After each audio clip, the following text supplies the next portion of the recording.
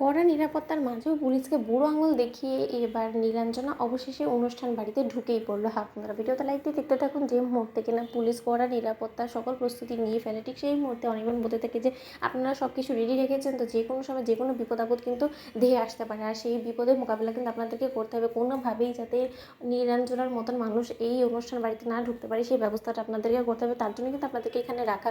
অন্যদিকে পুলিশ অনির্বাণকে আশ্বাস দিয়ে বলতে থাকে যে স্যার আপনি একদম টেনশন করবেন না, আমাদের পক্ষ থেকে বিন্দুমাত্র কোনো রকম কোনো চুক হবে না। যদি কোনো আসামি আসারও চেষ্টা করে তাৎক্ষণিক আমরা তাকে ধরে ফেলবো, এবং এখানে যাতে কোনো রকম কোনো বিশৃঙ্খলা না সৃষ্টি হয় সেই ব্যবস্থাও আমরা করে রেখেছি। আপনি একদম টেনশন করেন না, আপনি বিন্দাস হয়ে আপনার ওয়াইফের অনুষ্ঠান এনজয় করুন, এদিকটা আমরা সামনে রাখবো। ঠিক সেই মুহূর্তেই যখন মীনাক্ষীকে নিয়ে ক্রান্ত এবং মন্দিরে যখন সেখানে এসে হাজির হয় গাড়ি নিয়ে, ঠিক সেই মুহূর্তে পুলিশের কড়া নিরাপত্তা দেখে ক্রান্ত বলতে থাকে যে এখানে তো নিরাপত্তা জোরদার করা হয়ে গিয়েছে, এবার এই সকল কিছুকে ফাঁকিয়ে আপনি কী করে ভেতরে ঢুকবেন বলুন তো। অন্যদিকে মীনাক্ষী হাসতে থাকে এবং বলতে থাকে যে এতটুকু সিকিউরিটি দেখে আপনি ভয় পেয়ে গিয়েছেন, অথচ এর থেকে বড় বড় সিকিউরিটি থাকা সত্ত্বেও কিন্তু আপনারা ডাকাতি করে আসেন না, তাহলে এখন এখানে ভয় পাচ্ছেন কেন। ঠিক সেই মুহূর্তে ক্রান্ত বলতে থাকে যে এখানে আমার ভয় পাওয়ার কোনো কিছু নেই, কিন্তু এখানে আপনি বলছেন যে আপনি এই রাইফেলটা নিয়ে একাই ভেতরে ঢুকবেন, তাহলে আপনি বুঝতে পারছেন যে এখানে কতটা রিস্ক হয়ে দাঁড়াচ্ছে।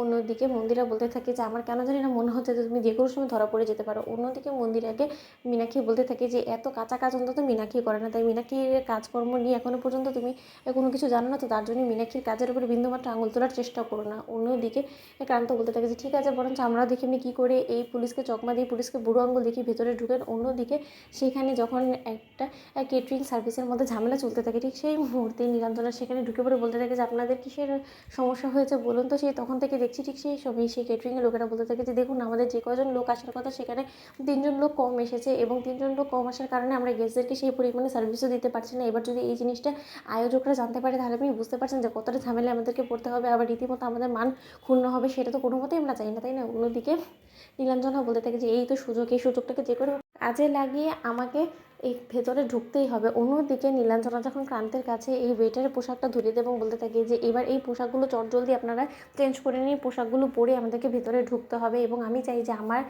এই কাজটা করার সময় আমার গুরু যাতে আমার সঙ্গে থাকে। ঠিক সেই মুহূর্তে ক্রান্ত বলতে থাকে ঠিক আছে আপনার পেছন পেছন আমরা যাবো। আমিও দেখি আপনি কী করে পুলিশকে বুড়ো আঙুল দেখে ভেতরে ঢুকেন। অন্যদিকে যখন সেই ওয়েটার ছদ্মবেশ ধারণ করে নীলাঞ্জনারা বাড়ির গেটে গিয়ে দাঁড়ায়, ঠিক সেই সময় পুলিশ চেক করা মাত্রই বলতে থাকে যে আপনারা সত্যি কি ওয়েটার নাকি অন্য কোনো উদ্দেশ্য নিয়ে এখানে ঢোকার চেষ্টা করছেন বলুন তো।